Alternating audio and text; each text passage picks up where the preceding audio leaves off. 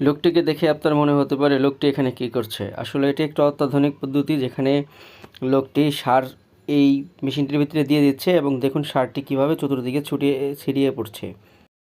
ভিডিওটি দেখুন কিভাবে ধানের চারাগুলো বক্সের মধ্যে করে সেটি একটি মেশিনের মধ্যে লাগিয়ে ধানগুলো রোপণ করা হচ্ছে। এটি একটি অত্যাধুনিক পদ্ধতি, আমরা চাইলেও এটি করতে পারি।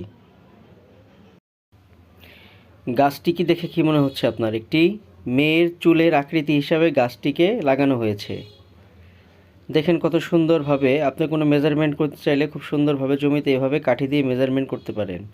লোকটি খুব সহজেই দেখেন নৌকা থেকে একটি কাঠির মাধ্যমে বড় বড় বস্তাগুলো নামিয়ে নিচ্ছে।